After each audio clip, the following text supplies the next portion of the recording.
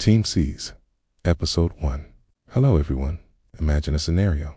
You are on a voyage, perhaps to explore new lands, or maybe going back home. Regardless, you set sail and are ready to finally dock at your destination. But disaster strikes. Your vessel is wrecked.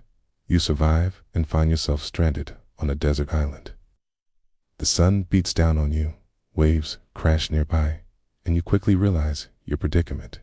But then, something strange happens. The group you were traveling with decides to abandon you, leaving you alone on that island with limited supplies. Just the thought of it is enough to give us shivers.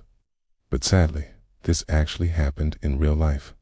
In the mid-10th century, on a small island in the heart of the Indian Ocean, one of the most tragic stories of all time unfolds. A story of survival and suffering, of slaves stolen from their homeland, forced to face an unexpected fate. This is the story of the forgotten slaves on the Isle of Sands. Stick around till the end to find out how archaeologists managed to unearth their sad tale from oblivion. July 1761. The French ship L'Autel is on a journey from Mauritius to Madagascar. Its captain, Jean de Lafargue, has a big problem. He needs to make some extra money fast. And here's where things take a dark turn. The captain has a not-so-secret plan to buy 160 people from Madagascar to sell them as slaves. This is despite France banning the slave trade. The reason? The ongoing war in Europe. The captain thinks no one will notice.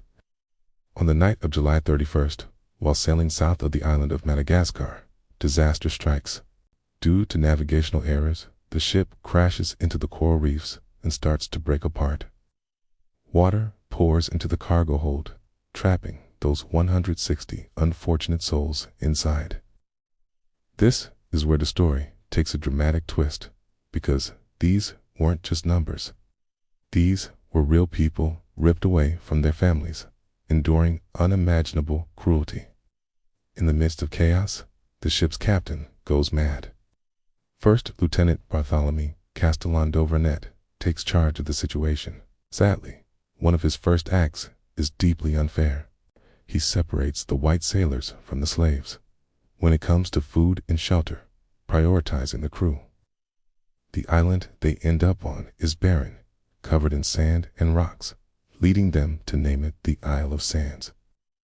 Imagine being trapped on an island with nothing but sand and rocks surrounding you.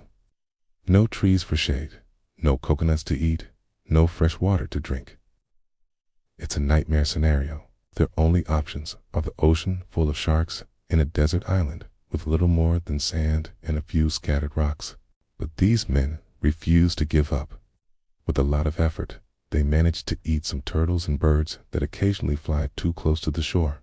But the bigger challenge is finding fresh water to drink. So they dig a well, battling exhaustion and despair every step of the way. Finally, after 2 long months, they succeed. Their reward, a small stream of fresh water bubbling up from the ground. From there, they work tirelessly, gathering materials and constructing a raft from the ship's wreckage. This raft becomes their only hope for rescue. The white sailors board it, promising the 60 remaining slaves that they still come back as soon as possible to take them off the island. And then they sail away, leaving the slaves behind in the scorching sun. Can you imagine the feeling of betrayal, of watching the people who are supposed to help you abandon you without a second thought? For the 60 slaves left on the island, their ordeal was far from over. This small band of people clung to the promise made by the sailors. They waited and hoped for their return. But day turned into night, the nights into weeks, and still there was no sign of rescue. Hope started to fade. Meanwhile, on the ship, celebrations were underway. The crew had made it to Mauritius and were enjoying the spoils of their illegal trade. But then the real drama begins. Upon reaching Mauritius, the sailors boasted about their heroic deed, how they saved as many people as they could from the shipwreck and left the rest for dead. However, the governor of Mauritius wasn't convinced. He ordered the lieutenant to come clean about what really happened. The truth came out. The governor was furious and immediately sent an official letter to the Paris headquarters detailing the lieutenant's crimes. But despite all this, no action was taken. Why? Because the same company that owned the ship was also involved in the illegal slave trade. It had strong connections to the governor and other influential figures. The governor chose to ignore the issue rather than risk losing their support. Hell, left with no other options, the slaves on the Isle of Sands continued to wait. They struggled through harsh weather conditions, battled hunger and thirst, and never gave up hope of being rescued. This continued for years. The sky became their ceiling, the sand their blanket. They shared their meager food and water, drawing strength from each other. Their story is a testament to human resilience, but as time passed, their numbers dwindled. Some died in shark attacks, others succumbed to diseases brought from Africa. Many perished due to lack of food and water, leaving only 8 survivors. These 8 were united by their suffering, but also by their unbreakable bonds of friendship. Together, they kept the hope of rescue alive. After 15 years of waiting, on November 29, 1776, their prayers were finally answered. A French rescue ship named Dauphine arrived on the horizon.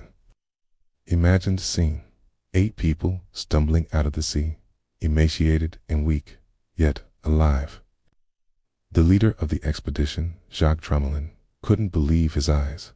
He had expected to find a few skeletons on the island, not living people.